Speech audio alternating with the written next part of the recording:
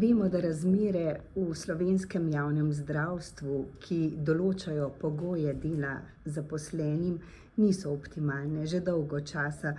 Pa vendar se zdravniki in tudi vse osebje, ki deluje v sklopu vaših timov, trudite, da bi bilo poskrbljeno za kakovostno, pravočasno in seveda tudi varno obravnavo pacientov.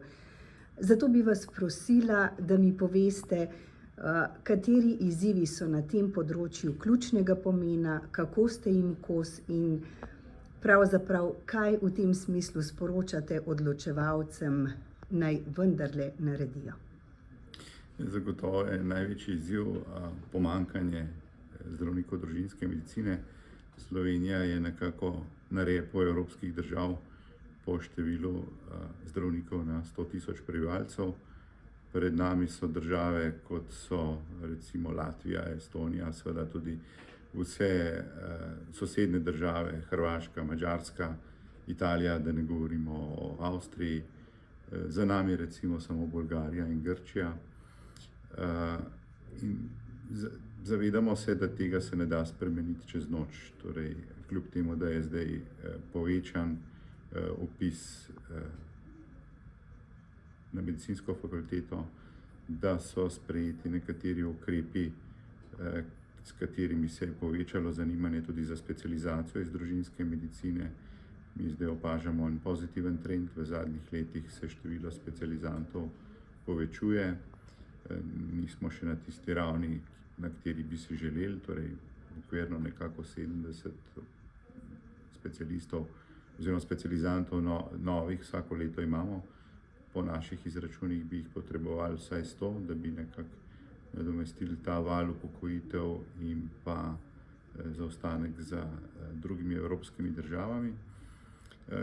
Tako da kratkoročno je pa treba sprejeti neke druge rešitve, recimo, pa mogoče ne samo kratkoročno, ampak tudi za naprej.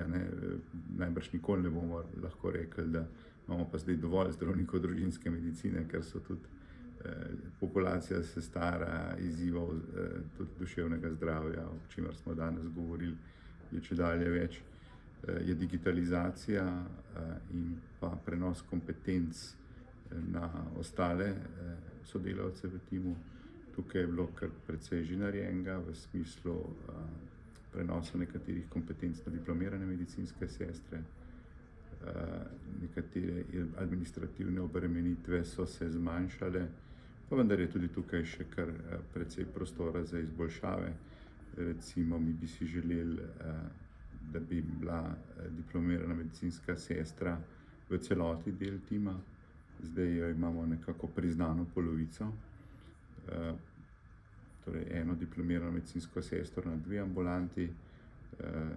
Tukaj bi se verjetno dalo narediti kaj v smeri obravnave kroničnih bolnikov, boljše preventive, torej s povečanjem deleža te sestre, mogoče kakšnega dodatnega administrativnega sodelavca za tiste res ne strokovne, ampak administrativne naloge, pa prihodnosti tudi v umetni inteligenci, digitalizaciji zdravstvene dokumentacije, kar se vse že dela in bo v prihodnjih letih prav gotovo tudi pokazalo sadove. Seveda pa je to treba potem udejanjiti v praksi, kajti pacienti vendarle v teh razmerah ostajajo precej nemočni, tudi glede na to, da se število teh, ki so brez izbranega osebnega zdravnika, brez izbranega zdravnika družinske medicine, težko jim je in verjetno je treba nekoliko tovrstne spremembe in njihovo sprejemanje postaviti v višjo prestavo. Ja, zagotovo mi razumemo stisko ljudi, ki si ne morejo izbrati osebnega zdravnika, in bi si seveda želeli, da je to možno za vse. Trenutno je, kot sem že omenil, situacija taka, da enostavno vseh ne moremo sprejeti, če jih želimo obravnavati kakovostno. Bi pa rad kljub temu poudaril, da je poskrbljeno za to, da nihče ne ostane na cesti, tako kot je bilo rečeno, torej tam, kjer ni možnost izbire osebnega zdravnika, je možnost obiska tako imenovane dodatne ambulante. Seveda se zavedamo, da to ni optimalna rešitev, ampak v nekem prehodnem obdobju, dokler se vsaj ne približamo recimo evropskem povprečju, je pa to rešitev, ki nam bo omogočila, da specializacija oziroma stroka družinske medicine tudi v praksi obdrži tisto svojo vlogo, ki jo ima, oziroma da se sploh obdrži.